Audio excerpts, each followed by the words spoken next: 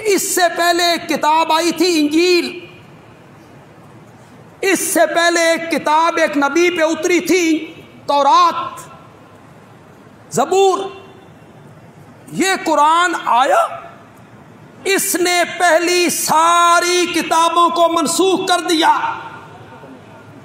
اب سکہ تورات کا نہیں چلے گا، اب سکہ انجیل کا نہیں چلے گا، اب قیامت کی صبح تک سکہ چلے گا تو منسوخ کیے میں نے، اس کے احکام کیا ہو گئے؟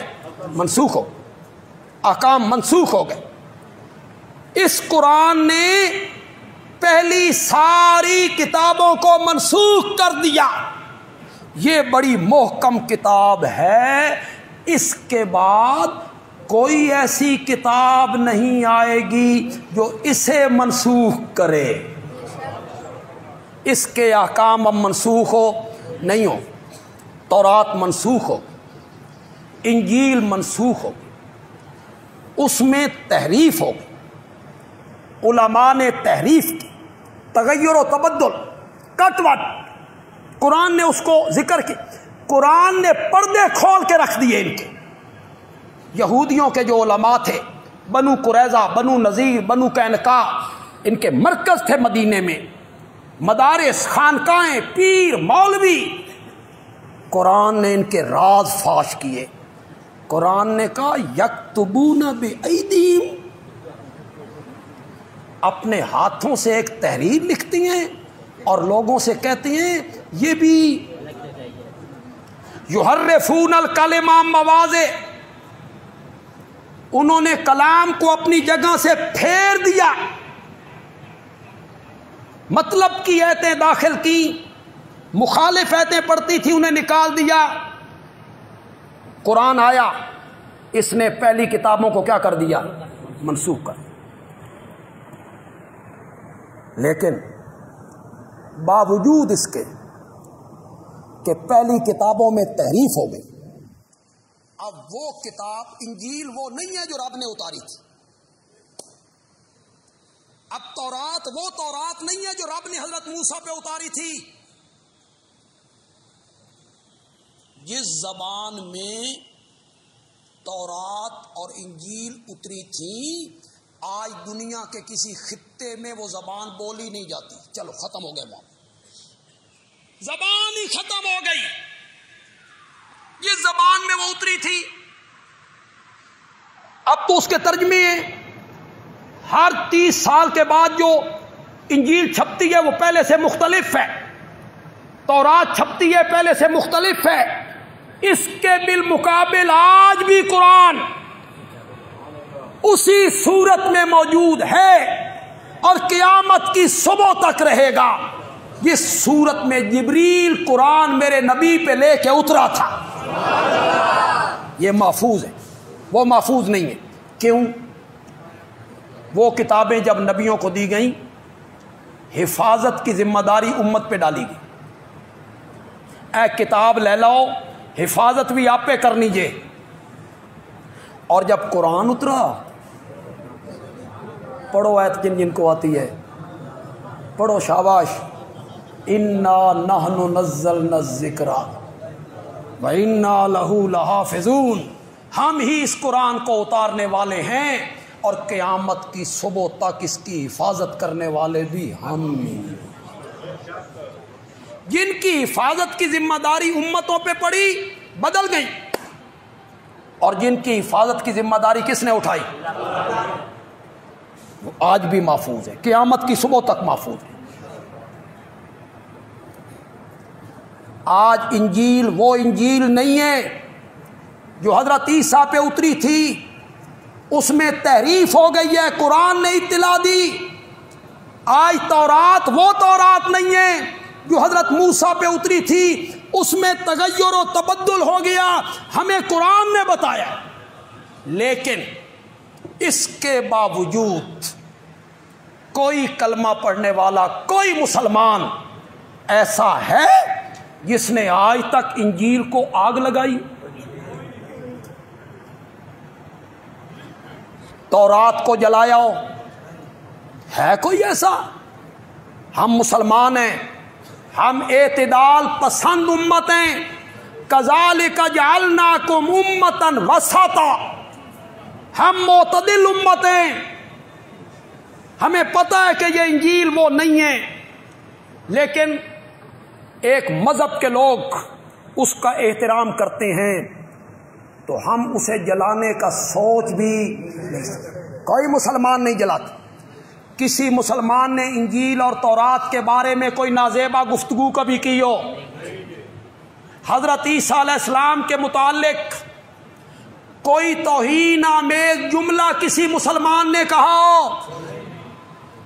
مائی مریم کے متعلق کوئی جملہ قرآن نے کہا ہو؟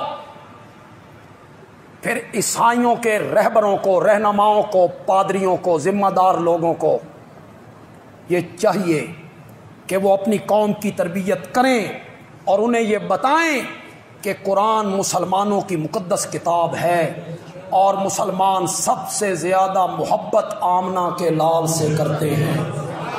انہیں یہ بتائیں نا کہ کوئی ایسا جملہ تقریر میں، تحریر میں، دیوار پہ، بینر پہ مت لکھیں جس سے ہمارے آقا کی توہین ہوتی ہو یا جس سے قرآن کی توہین ہوتی ہو. تمہیں تربیت کرنی چاہیے. خدا کے لیے بتاؤ، میں عیسائی پادریوں سے کہوں گا، میری یہ آواز کسی طرح ان تک پہنچے فیس بک کے ذریعے، میں عیسائی رہبروں، رہنماؤں سے کہوں گا میرے قرآن میں کوئی سورت فاطمہ نہیں ہے. میرے قرآن میں کوئی سورت خدیجہ نہیں ہے. کسی سورت کا نام سورت عائشہ نہیں ہے، جبکہ وہ ہمارے لیے مقدس ہستیاں ہیں. قرآن نے کسی سورت کو منسوب نہیں کیا حضرت فاطمہ کی طرف، حضرت زینب کی طرف، ام کلثوم کی طرف، رقیہ کی طرف، حفصہ کی طرف، عائشہ کی طرف، خدیجہ کی طرف. ہاں، ایک خاتون ہے جس کی طرف ایک پوری سورت کو منسوب کیا ہے قرآن نے. اس سورت کا نام کیا ہے؟ یہ اپنے عیسائیوں کو سمجھائیے گا، اپنی قوم کو سمجھائیے گا یہ بات. میرے قرآن نے صرف 4 مرتبہ میرے نبی کا نام لیا ہے، صرف 4 مرتبہ، اور حضرت عیسیٰ کا نام 25 سے زیادہ مرتبہ. انہیں سمجھائیے. قرآن کہتا ہے یا مریم ان اللہ اصطفاک، اے مریم اللہ نے تجھے چن لیا ہے. یہ قرآن کہتا ہے وَأُمُّهُ صِدِّیقَةٌ، عیسیٰ کی ماں کیا ہے؟ صدیقہ. اپنی قوم کو سمجھاؤ نا کہ اس قرآن میں تو حضرت عیسیٰ کے اوصاف موجود ہیں، اس قرآن میں مائی مریم کی طہارت کا ذکر کیا گیا ہے. وہ سمجھائیں انہیں. جڑا والا میں جو واقعہ ہوا، پہلے ایک عمل ہوا، پھر اس کا رد عمل ہوا، دونوں غلط تھے. ایک آدمی کا قصور ہو، ایک آدمی نے توہین کی ہو، اس کا یہ مطلب تو نہیں ہے کہ پھر آپ ان کی عبادت خانوں کو آگ لگا دیں، دوسرے عیسائی کے گھروں کو آگ لگا دیں، ان کی دکانوں کو آگ لگا دیں. عمل بھی غلط، رد عمل بھی غلط. انتظامیہ کی جو کوتاہی ہے وہ بھی غلط. انتظامیہ کو نوٹس لینا چاہیے. شروع میں اس کی گرفت کرتے، ملزم کو گرفتار کرتے، جس نے یہ حرکت کی تھی اسے گرفتار کر لیتے. اللہ خیر صلی اللہ.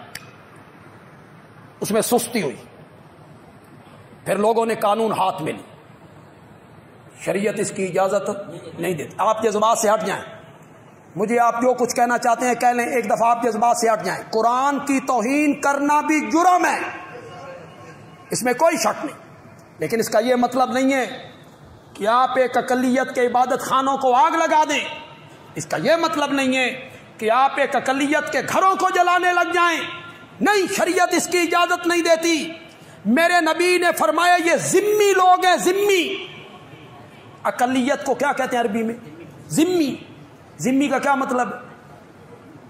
ان کی جان، مال، اولاد، دکانیں، ان کا تحفظ کرنا ہماری کیا ہے؟ ذمی کا یہ مطلب۔ میرے آقا نے فرمایا جس نے کسی ذمی کو ناجائز تنگ کیا، قیامت کے دن اس کی طرف سے میں جواب مانگوں گا۔ جی، حقوق دیے گئے ذمیوں کو، اقلیت کو حقوق دیے گئے۔ آج ہندوستان میں اقلیت کے ساتھ کیا ہو رہا ہے؟ مسلمانوں کے ساتھ کیا ہو رہا ہے ہندوستان میں؟ ہم اس پر دکھی نہیں ہیں کہ وہ لوگ زیادتی کرتی ہیں، اقلیت کو ان کے حقوق نہیں دیتے۔ تو اقلیت کے جو حقوق ہیں وہ انہیں حاصل ہونے چاہیے۔ یہ اچھا، میری آواز کہاں تک پہنچی؟ فیس بک کے ذریعے کچھ ہزار لوگ میری آواز کو سن لیں۔ ہم لوگ جذباتی ہیں، کہیں اعلان ہو گیا اور جی قرآن کی توہین ہو گئی ہے، ہم نے نہ سوچا نہ سمجھا، ہم نے چھریاں اٹھائیں، ڈنڈے اٹھائے، نکلے، تحقیق کوئی نہیں، تفتیش کوئی نہیں، شروع ہو گئے مار کٹائی، جلاؤ گھراؤ۔ انا للہ۔ سیالکوٹ میں آج سے کچھ سال پہلے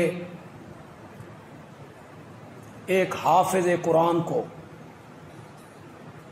موٹر سائیکل کے پیچھے باندھ کے گلیوں میں گھسیٹ کے قتل کیا گیا۔ اگر آپ میں سے کسی کو یاد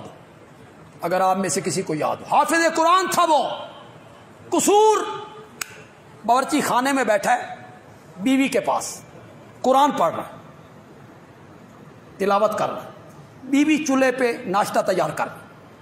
محلے کی ایک عورت آئی، حافظ صاحب کے ہاتھ سے قرآن چھوٹ گیا، کوئی چیز اٹھانے لگے، بندہ جو ہے، انسان جو ہے، قرآن چھوٹا، وہ چولہے پہ آ گرا، اس کو آگ لگ گئی۔ عورت نے باہر جا کے شور مچا دیا، قرآن جلا دیا، قرآن کو آگ لگا دیا اس نے۔ لوگوں نے نہ آؤ دیکھا نہ تاؤ دیکھا، حافظ کو پکڑا، گھسیٹا، موٹر سائیکل کے پیچھے باندھا، گلیوں میں گھسیٹ کے مار دی۔ یہ مارنے والے کون تھے؟ جنہوں نے ناظرہ قرآن بھی نہیں آتا۔ خود ان کی حالت کیا ہے کہ انہیں ناظرہ قرآن نہیں آتا، قرآن پڑھنا نہیں آتا، نہ انہوں نے تحقیق کی۔ دو عیسائیوں کو، کس علاقے، شیخو پورے کے علاقے کی بات ہے، زندہ اس میں بھٹے میں ڈال، افواہوں پہ کان نہ دھرا کر اس کی تحقیق کیا۔ واقعی یہ جرم ہوا ہے، اور اگر واقعی یہ جرم ہوا ہے تو قانون کو ہاتھ میں لینا آپ کی ذمہ داری نہیں ہے کہ آپ قانون کو ہاتھ میں لیں، انتظامیہ کے نوٹس میں وہ اس کے متعلق کارروائی کریں، قانون موجود ہے، لیکن اپنے ہاتھ میں قانون لے لینا، جلاؤ گھراؤ کی کیفیت پیدا کر دینا، اخلاق، شریعت، دین کوئی بھی اس کی اجازت نہیں دیتا۔ میں اپنے مقتدیوں سے کہوں گا، تحقیق کیا کرو، افواہوں پہ کان نہ دھرا کرو، فلاں نے یہ کر دیا اور فلاں نے یہ کر دیا۔ اوہ کے مت آیاتو کا کیا معنی کیا حضرت ابن عباس نے؟ اس قرآن کو منسوخ کرنے والی کتاب کوئی نہیں، اس نے پہلی کتابوں کو کیا کر دیا؟ منسوخ کر دیا۔ ثم فصلت، ایتے بڑی محکم ہے، پھر یہ الجھی ہوئی ڈور بھی نہیں جس کا سرا نہ ملے، یہ مہمہ نہیں جڑا حل نہ ہوئے۔ اللہ کہتے ہیں ایتے بڑی محکم ہیں، ثم فصلت، پھر ان کو کھول کھول کے بیان کیا گیا ہے، پھر ان کو توحید کی ایتیں کھول کے بیان کی گئی، شرک کی مذمت کی ایتیں کھول کے بیان کی گئی، اپنی عبادت کی ایتیں کھول کے بیان کی گئی، غیر اللہ کی پکار سے منع کیا، کھول کھول کے بیان، سادے سادے لفظوں میں بیان۔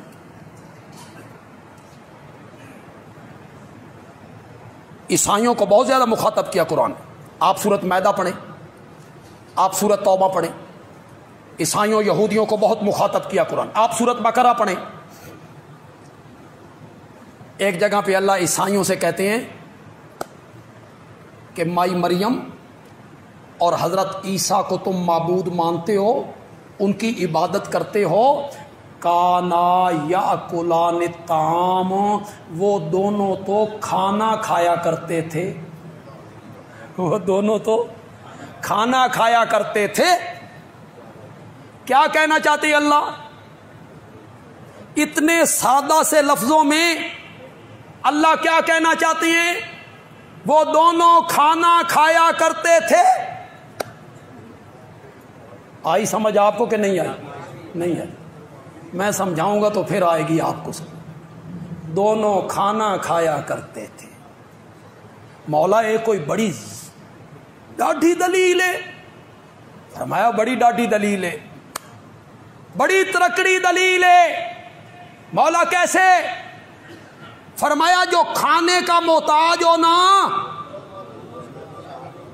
وہ زمین کا بھی محتاج ہوتا ہے. جو کھانے کا محتاج ہو وہ زمین کا محتاج ہوتا ہے. جو کھانے کا محتاج ہو نا وہ بیج کا محتاج ہوتا ہے. جو کھانے کا محتاج ہو نا وہ ہلوں کا محتاج ہوتا ہے. جو کھانے کا محتاج ہو نا وہ پانی کا محتاج ہوتا ہے, بادل کا محتاج ہوتا ہے, بارش کا محتاج ہوتا ہے, سورج کا محتاج ہوتا ہے. جو کھانے کا محتاج ہو نا وہ درانتی کا محتاج ہوتا ہے, بوریوں کا محتاج ہوتا ہے, چکی کا محتاج ہوتا ہے.